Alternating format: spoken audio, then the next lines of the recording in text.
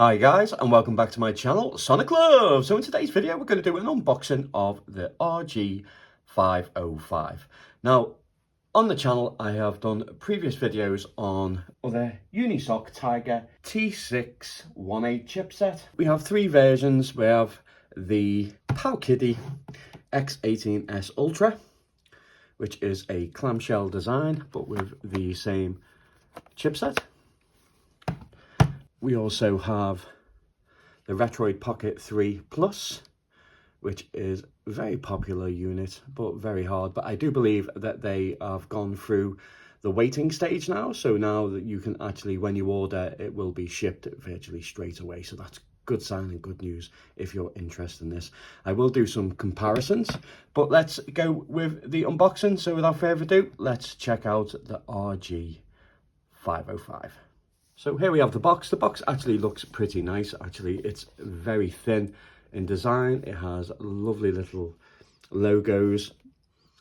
I don't know if you can see them, guys, but it looks really, really nice. Loads of handhelds, arcade, PlayStation. It's just really, really nicely done. Inside, we probably have our usual standard. So we have our system itself. I actually got this from a British company called Droix. I think I'm not butchering that, but the good thing about this is that if you get the RG505 from them, it actually comes pre-installed with a Google Play Store. And if you get it from other sellers, you may not get that. I will leave a link if you wish to get it with the Google Play. Obviously, it opens up endless possibilities of other extra goodies you can have on the system and little perks as well, which I'll run through in the video a little bit later on. So yeah, check them out, really good. Droix, awesome. So here we have the system itself.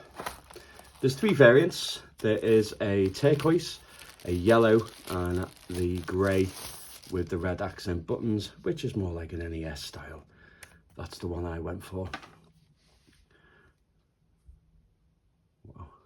It's definitely a lot bigger than what I expected. So inside the casing, you will get an SD card. I got a 128. I got mine from Anbernic themselves. So we have a screen wipe, toilet paper manual, and also a nice screen protector if you're into that stuff. Charging cable, usual rigmarole. Okay, so the unit itself is very well made. You can tell straight away that it feels premium. It's very, very solid. We have our dual speakers at the bottom. We have a power button, which is at the bottom, TF card slot. We have our volume on the left-hand side. We have triggers on the top. Quite high, I don't know if you can see that, but that's quite high. And very clicky, so that's very noisy. So if you play in bed and you have a partner, unlucky, this may be a noisy unit, but they feel nice though. Nice and tactile, but they're really, really, really clicky. The buttons are renowned. They're quite big and spongy, which is quite nice, but they've got a nice, yeah, they've got a nice travel to them, so they feel nice. We have our start and select, both sides. We have hold stick, analog sticks. Very nice. It just feels like a regular switch analog, but they are hole sensitive, so using magnets.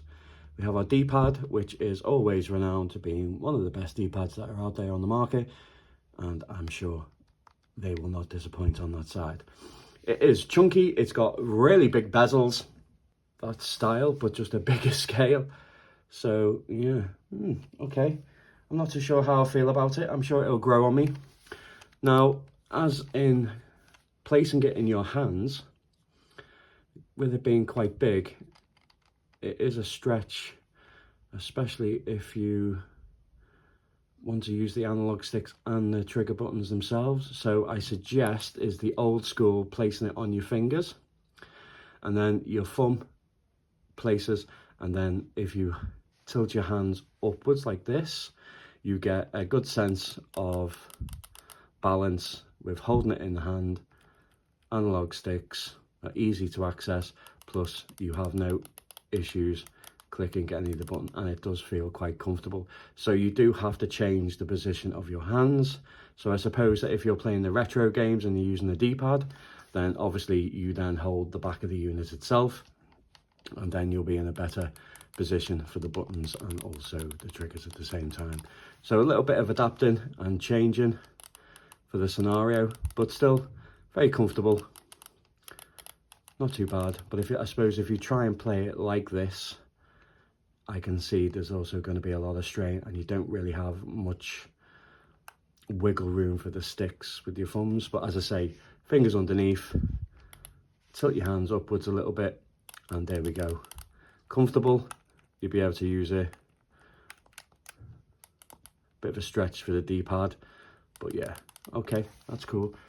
But all in all, it feels nice. It feels solid and premium. It's not going to bend. It's like a brick. So we have lovely speakers. On the back we have our usual logo, grippy pads. They seem a bit small for the unit itself. It would have been nice if they had been bigger. And I suppose the way that you hold the unit as well, that they should be like here on the unit itself, like there, because that's where your fingers are, the tips of your fingers are. You're kind of missing them completely, so then rendered useless really, to be honest. Okay, on the top we have 3.5mm headphone jack. We have a charger cable. There's no HDMI out, I believe, with this, which is a goddamn awful shame in my opinion. Whether that hinders anything for you guys, let me know in the comments. But overall, yeah, not a bad design, but not the best design. But it's definitely premium. It's very, very well made. Size comparison wise, there's not that much difference in it. I'd say it's thicker, a little bit taller, but not by much, guys. Centimetre, if that, and maybe half a centimetre thickness. But I think the bezels are a big shame with this unit. The screen just looks tiny in comparison to the unit itself. Whether that will change with time, and so used to having obviously systems that have a lot smaller bezels. But apart from that, I'm quite happy with it. I think if you get it and you want a really decent handheld that is solid and premium feeling and looking, then yeah, this is it. Okay, let's jump into some emulation, set it up, and let's test this beauty out. So on turning it on, you do have to hold it in a little bit. And then obviously it comes with a little vibration and an Anbernic and a nice splash screen, which looks pretty nice.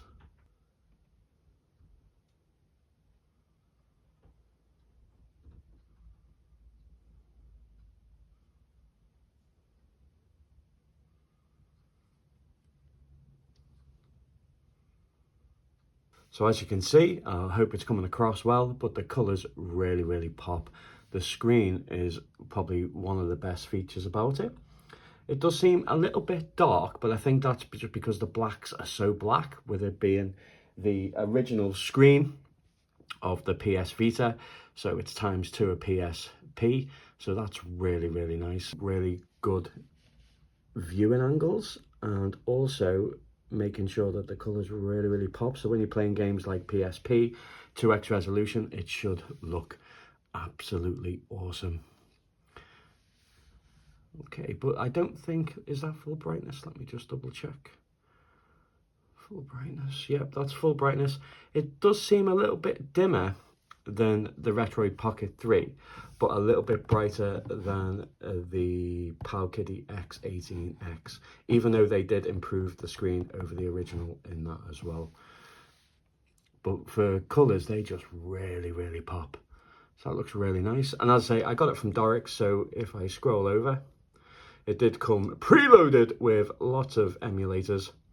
But if you have a little look, there is the Google Play Store, which is a really nice feature, especially for Dreamcast. You can then go to Redream, and if you've paid that extra bucks or pounds to upgrade it, you can then have a better experience on having high resolution Dreamcast. So we'll check that out in a moment. So as the interface itself, it's pretty slick. I do see a little bit of choppiness as it scrolls past, so it's not a smooth experience as what, say, the Retroid Pocket 3 was on the interface side itself. There is a button on the side here which does take it to gaming mode. So if you press it, it goes into a front end, which looks really nice. But there is a few front ends that you can choose for this anyway, but it's still a nice touch. So as we scroll through, it looks quite nice. So if we go into, it gives you the amount of games that you have there as well. So if we just go into it, you'll see that it gives a nice little background picture. And then obviously we have our list of games on the side as well, which is pretty cool. So if we hit it again, it comes away, that's fine. So if we go along, so let's check out some emulation performance with standalone emulators and also RetroArch for the lower end systems. And then we'll go on to Android based games, guys. But so far, I'm kind of liking it. I had a good chance off camera to mess around with it for at least 6 hours of constant play.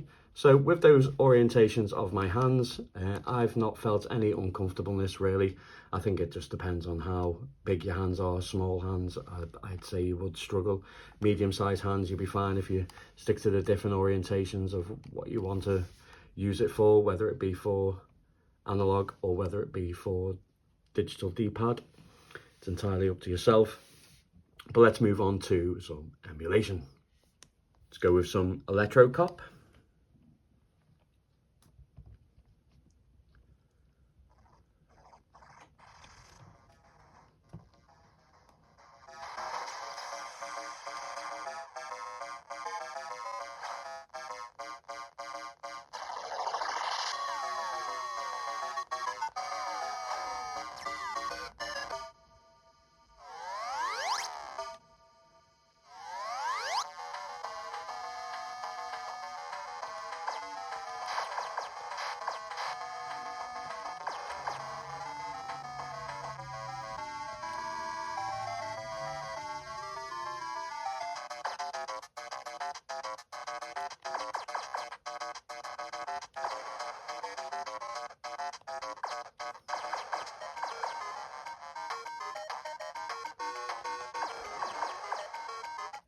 As you can see, guys, it looks fantastic and the colours really do pop on the screen.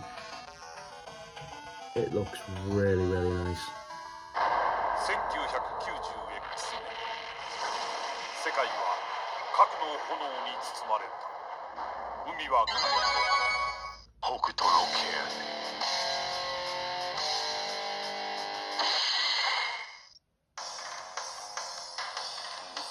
やっぱり豚か。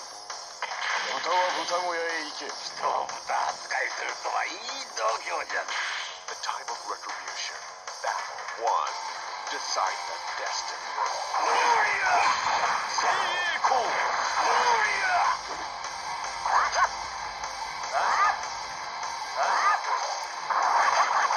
Gloria! ガンガン両断派！ガンガン両断派！北斗！無情！北斗！無情申し立て！やめなさい。天下をかまって栄光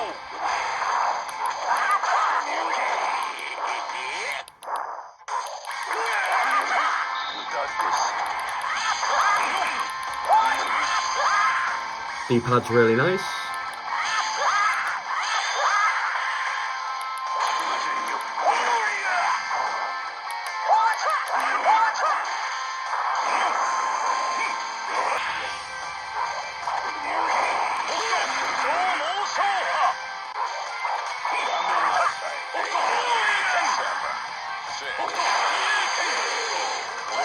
And it looks stunning.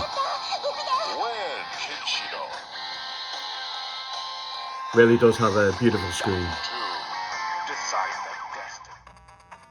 Airframe Jim for Game Boy Color.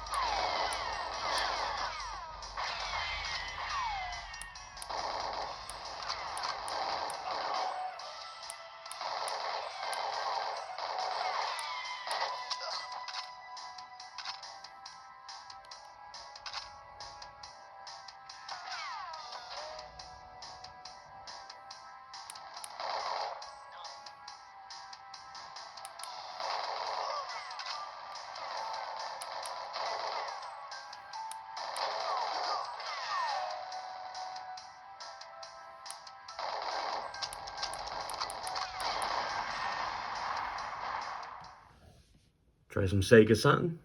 Should have no issues with any Saturn game on here. Sega Rally Championship.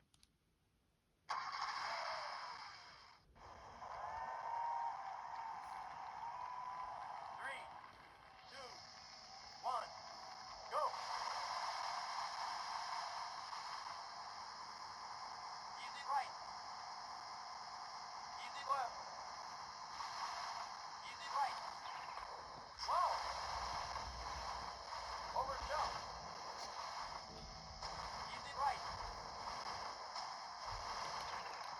Long medium right. Attack one.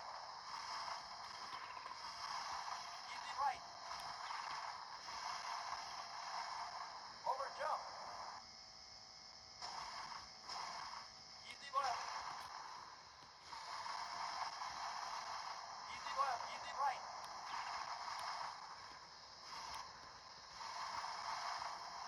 Very long easy right, baby.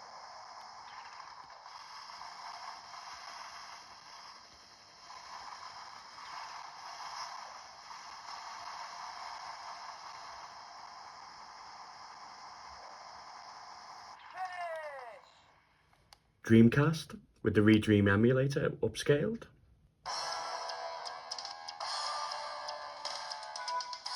Really does look amazing.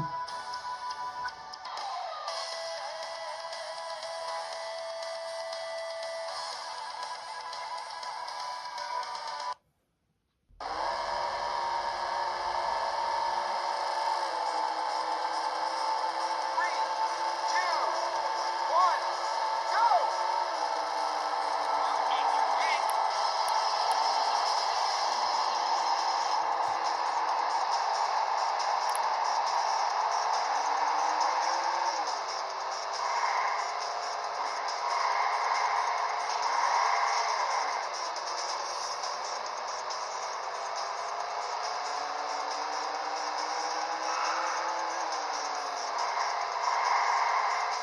Check your position.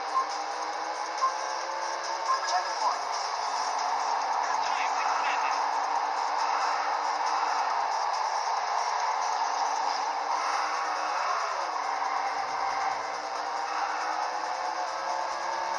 Check your position.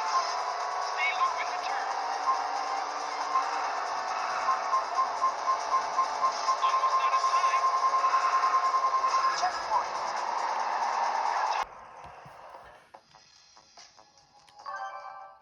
PSP. 2x resolution. Start. And this is where I think the system thrives. It looks really, really nice.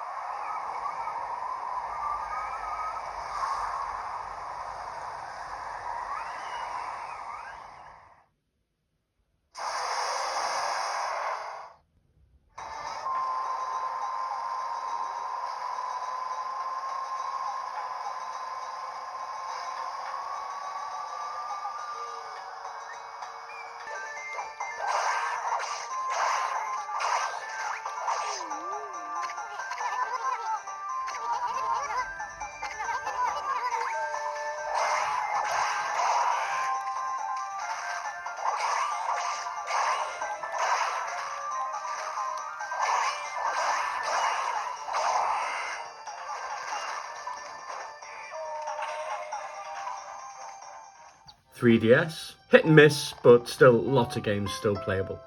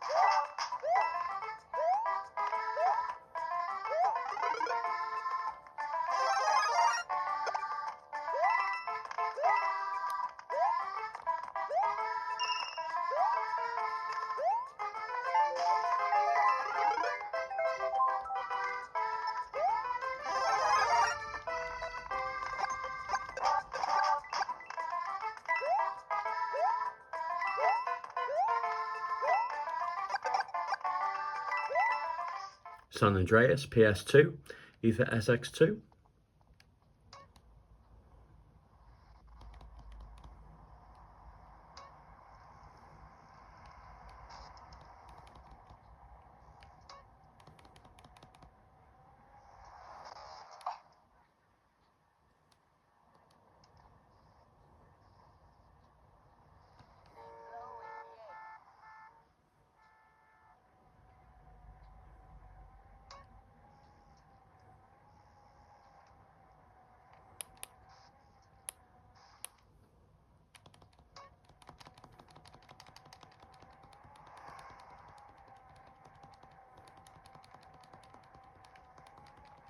Again, hit and miss, not everything will play, but there's a lot of games that will. This being one of them. Grove Street. Home. At least it was before I fucked everything up.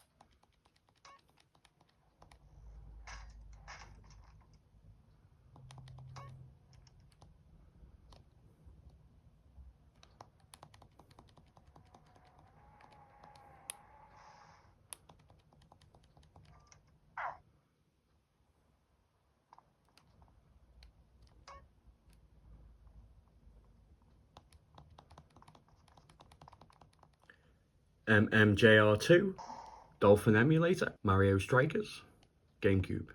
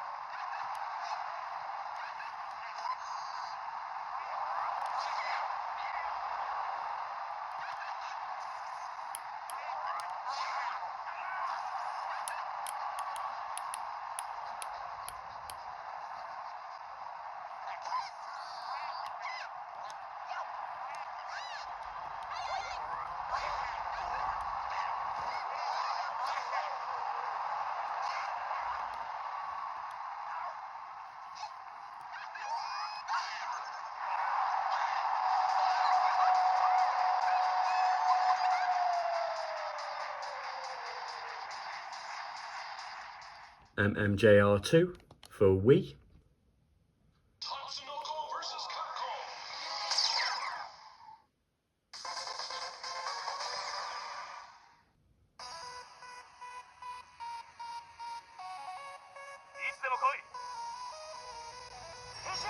Baby.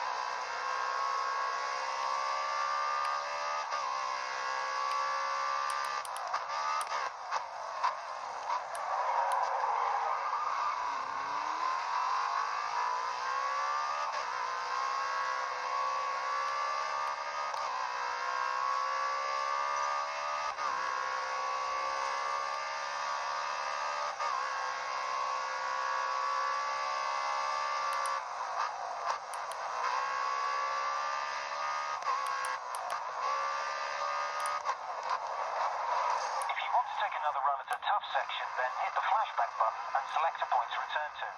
Checking out some Genshin Impact. All those settings.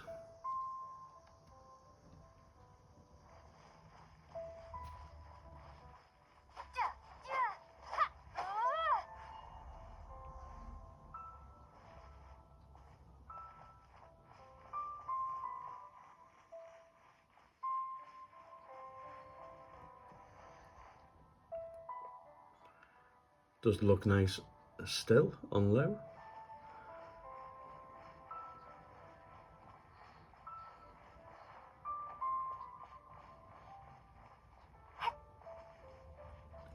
You can use the key mapping.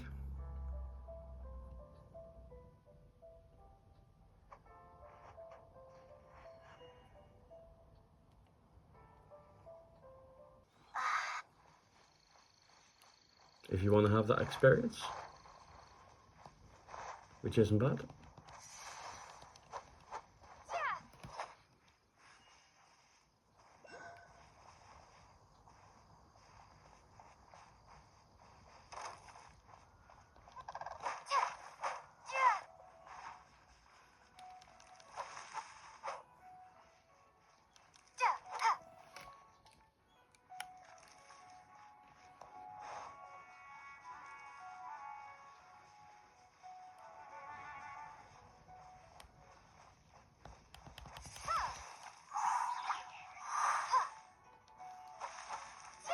Okay guys, I'm going to leave it there for the first look and unboxing first impressions. And personally, I like it. I know I've seen a lot of hate about it, but I actually really like it. Now, the things that I like about it is the build quality. The build quality is excellent. The speakers are really, really nice, making the experience of each game really good, especially when they're using the stereo. It comes across from each ear and it just feels really, really nice as you're playing, really immersive. The screen I really, really like. I did upgrade the Retroid Pocket 3 with the saturation, and that made it look absolutely stunning as well. I will do a comparison video between all three, and I will go in depth of each emulator, showcasing a lot more games so you know exactly what more, if that's what they like to play on here. If that's something you're interested in, a like would really help me out and the channel and help me reach a wider audience. A subscription if you want to see a lot more. I will do comparisons between all three. I'll do screen comparisons, emulation comparisons. So if you're interested in that, then yeah, sub and maybe a like. If there is anything else that you wish to see testing on it, guys, obviously for the individual emulator side, or if there's any Android games you wish to see.